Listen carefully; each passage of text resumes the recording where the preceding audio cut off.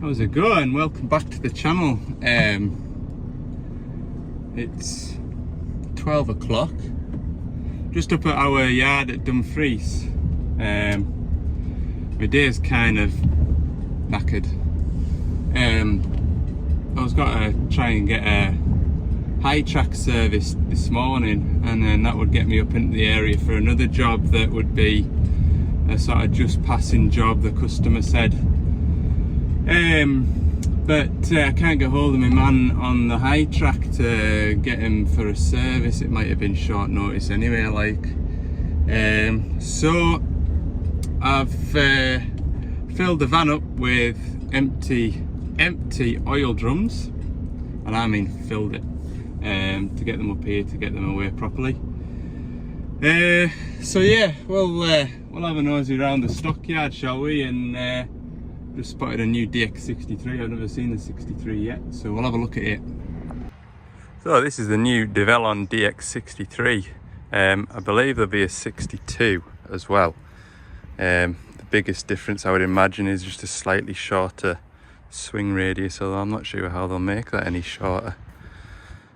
Not too sure, but yeah, just a first look at it. It's like a smaller version of that, which is the 85. There's another 85 there.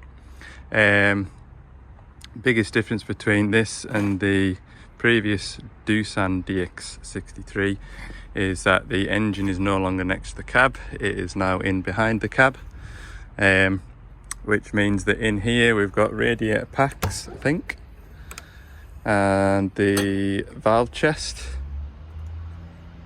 So on the previous 63s, 62s, 85s, the valve chest was under the cab, and to get in at that, realistically you needed to jack the cab, so the cab was on hinges and we'd jack that forward to get underneath it, whereas this, it's all here, which looks quite user friendly, or service friendly anyway.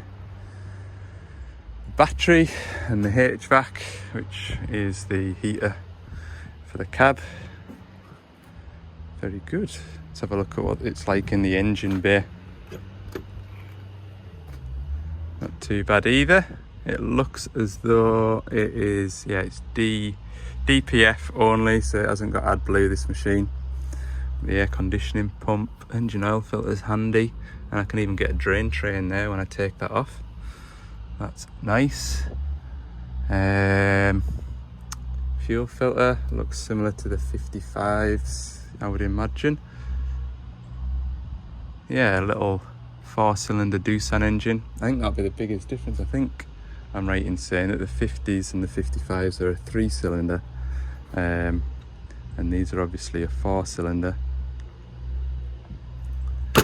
We'll go around and have a look inside the cab. So looking inside the cab, looks very similar to the 55s.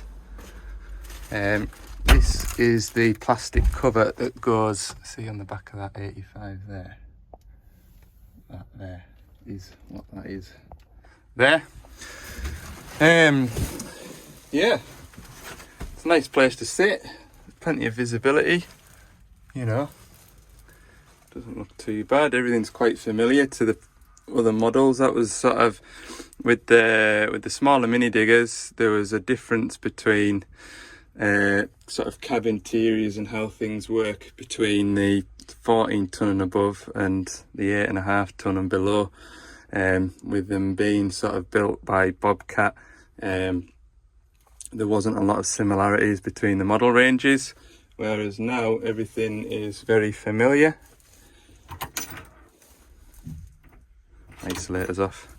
I'll just go and turn the isolator on, we'll have a look over it. So we've got our very familiar dash display.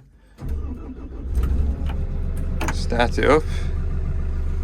Doesn't seem too loud in here, bearing in mind that the engine is literally right down there behind us. Yeah, I'll put the dead man lever down. We'll have a feel of the hydraulics, see how they seem.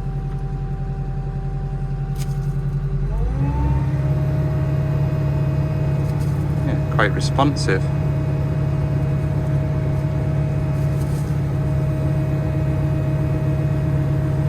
Seem too bad, look. Well, I'll just have a bit of a dig in a play and I'll tell you how I think it seems. But given that I'm not a digger driver, it's actually nice and smooth. The feel through the joysticks is like most of the other Develon products now. It's quite light, and if you know the input through the joysticks, if you're sharp and jerky, the machine will be sharp and jerky. If you're smooth with it, you can see it picks up nice and slowly. So yeah, it seems a good job. Definitely, I think, an improvement on the previous generation of machines, controllability wise. And I think I probably prefer this machine over the 8.5, to be fair. So yeah, I don't think it's too bad personally, but when we get a couple of these out in the field, we'll probably get a true measure of what folk think of them. Something else that I've just noticed real quick is doesn't look like these machines come with a refueling pump. However, the access to the filler neck isn't too bad. It's sort of ground level, whereas previous machines the filler cap was up here, so you'd either remember to spin your machine round so you could stand on the blade so you could refill through a drum if you wanted to do that, but they also had a refueling pump on them.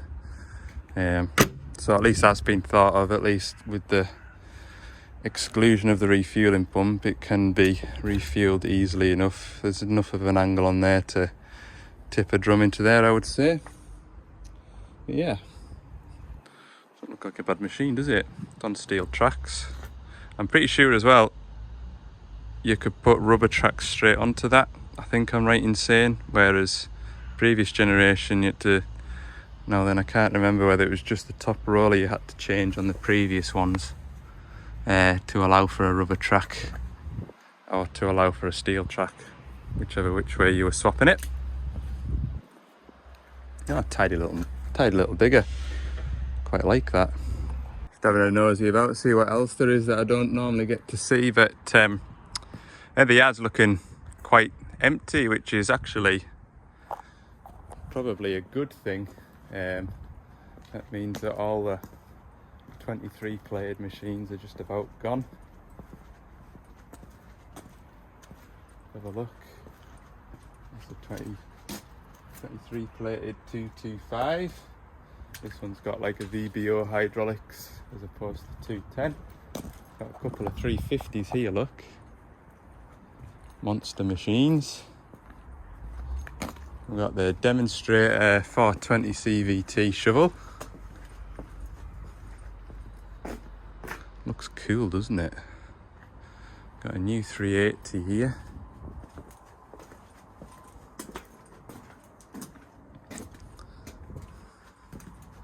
The difference in bucket size. So that is the next step up from the 380. 420. That's a CVT, so it's got like a vario gearbox in it. A nice new 160 high track here. They're a smart looking digger, them. They're more what I'm used to seeing.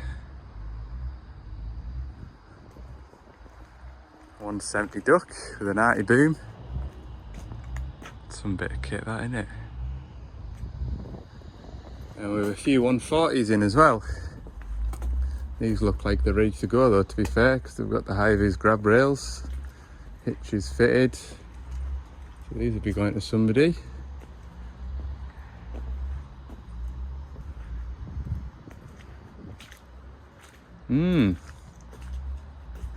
Yeah, not much left in stock.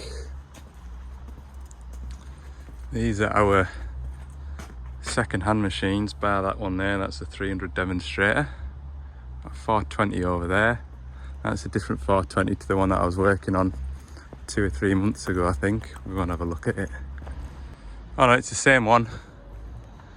But it hasn't half been tidied up, hasn't it? From what you'll have seen it at when I was doing a lot of the sort of repair work to it, to what it is now, ready for sale. I don't know whether it's sold or whether it was, pretty sure it was sold. Yeah, it doesn't half look well, to be fair. Big 420. Look at the teeth on that as well, by the way. For scale, that's my foot. I'm a size, I think they're a size 9 boot. Need some new boots, actually. Yeah, very good. What else have we got down here? 225-5. An 85. I think this one came from my patch. I think, yeah, it did. I can just make out the sign rating of it. I can tell by the tracks as well. I know whose that one was. Got a 140 here. Ex-forestry by the look of it, judging by the crash guards on the side and the skis along the bottom.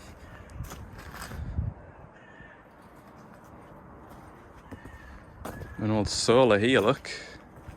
Solar 140. So this, you can see here the Doosan logo on it. This will have been around the change of name back then. So when was that? What's this plated as? 2006. So yeah, just not long after. Well, no, it was Daewoo before this. So it would have been a Daewoo Solar 140, and then the name change to Doosan came about. Yeah, they're a good old bus, these Solars. They really are. Key in it. Do you think it'll start? Be a good digger for a farmer, this. Cleaning ditches out. The isolator will be off, and I'm not going to go ratcheting for it. Little 6.5 ton JCB. Good tracks on that, look. Very good tracks on it. Takuchi BB285. Old DL200. Yeah, they haven't half come on, haven't they? When you look at the design of them. What else have we got? This is a 160, but it's not a 160 high track. This is a -3. 160, what's this in a 140? Hope you're finding this interesting because I'm struggling for content today. 225, Little New Holland. This one was out my patch, this one, 140, -5. This is done mainly field drainage. This one's done. You can tell by the stubble on it. It's from the northeast, so it does big arable fields drainage. Little New Holland 27. Now, is that the same as a Cabelco or not? I'm sure it was New Holland Cabelco. It was Fiat Cabelco, then New Holland Cabelco. It's got a slidey door. Quite like that idea for access. 3,500 hours. Yeah, it's very Cabelco-y with the sort of buttons and... Well, that's a Cabelco key, isn't it?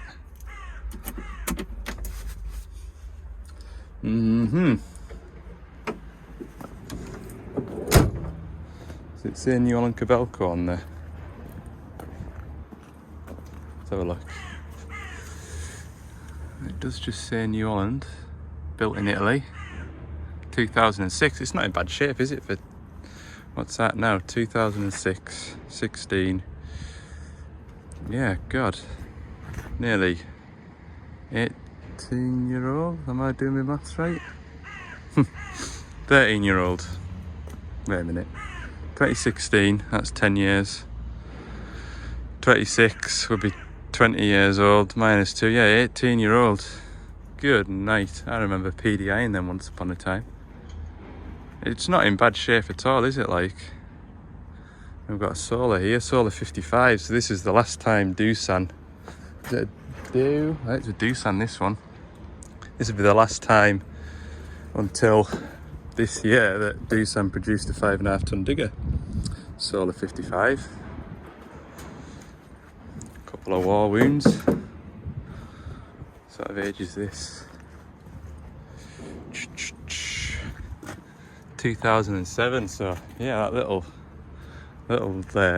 New Hollands stood well to the test of time.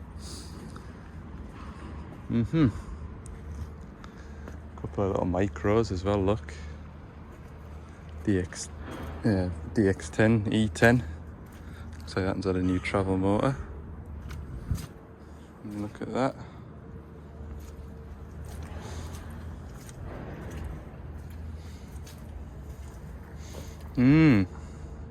Paintwork's not up to much on these little diggers, is it? But how old are they? 2020, good night. 3-year-old. Gosh. Nothing that a shot blasting wouldn't sort out, is it? Maybe one of these diggers might be quite handy for me. Do a bit of gardening and then do it up.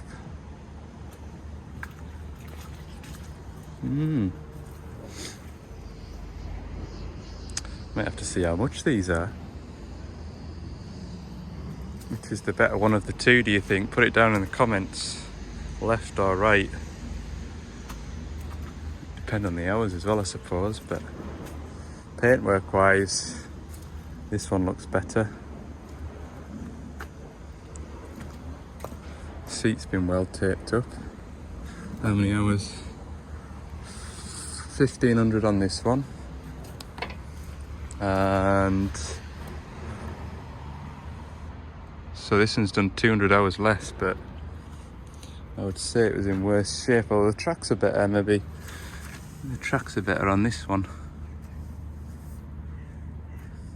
They're a handy little size, aren't they? No quick hitch though. Do it the old fashioned way. Yeah.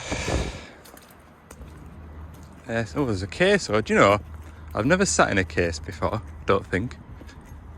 Go and have a sit in the case and then I'll get my lunch and go home. It's a very patriotic case, look. God, the seat's quite high up when you compare it to the armrest, isn't it? Maybe it was a tall fella sat on the seat.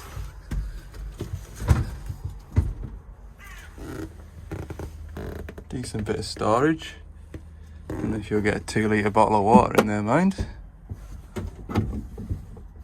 Well, maybe you get a bottle of water in there though and it'll keep it cool. That's a good idea.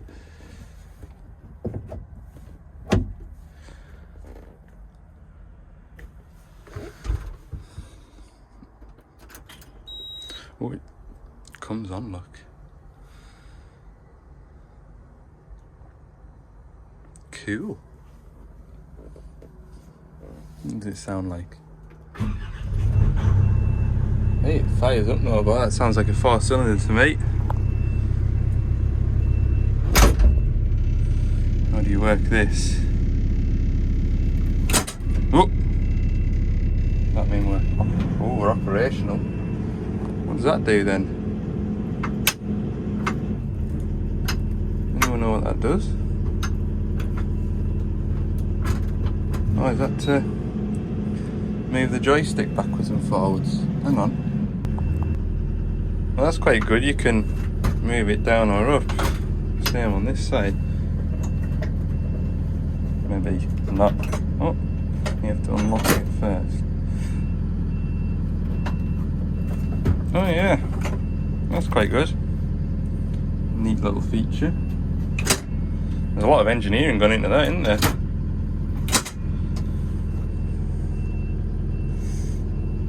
Right here, SP Superpower.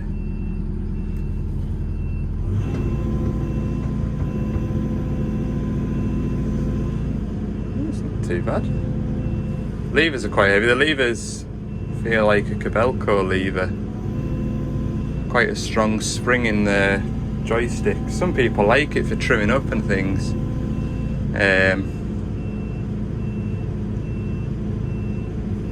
But I have heard of folk getting sore forearms and wrists from working a heavier lever.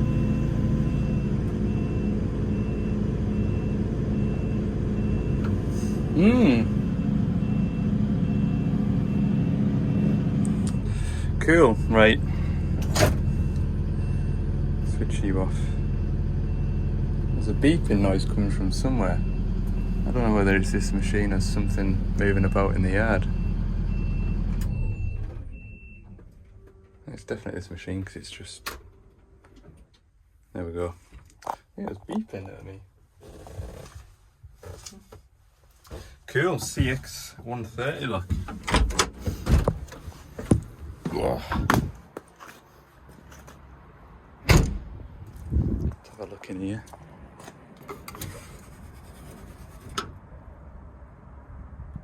Cool.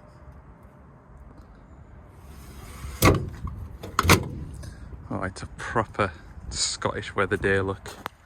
Raining, hang on.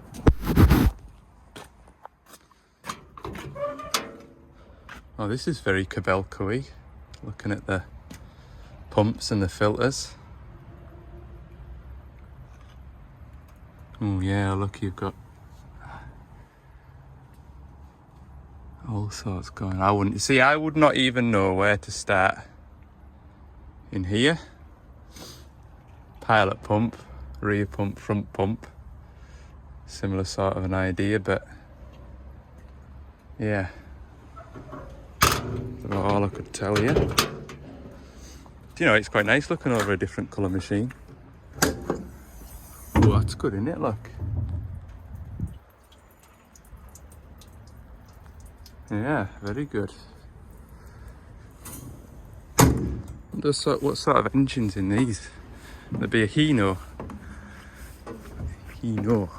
or a Mitsubishi. Isuzu, look.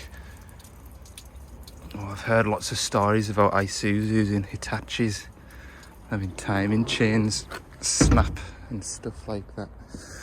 Do the clasps up. It goes in a wagon, the bonnet won't fly open. You're welcome. Yeah, very good. Oh well. There's a 15-minute tour of the yard and a look around some machines. I hope you've enjoyed that. If what else pops up this afternoon, I'll fetch you along with us, but I think I'm going to go and have my lunch and then go back through to the workshop office and I'll do some online training. Well, that's another day put in. It's been a long day, I'm not going to lie. Yeah, it's just the way it goes this time of year. You can be kind of steady away and then all of a sudden you get caught up, and yeah, it is what it is. I'm off tomorrow, but I'll hopefully try and get this service rounded up for Monday or next week anyway, and get a couple of other little jobs tidied away before the end of the year. Oh, I tell you what, I'm not one for not having much to do anyway. I know that for a fact. I don't like to be sat in an office all day. Anyway, I hope you've enjoyed that little snippet of being in the yard today. Yeah, I'll see you in the next one. Thanks for watching, and have a good evening. See ya.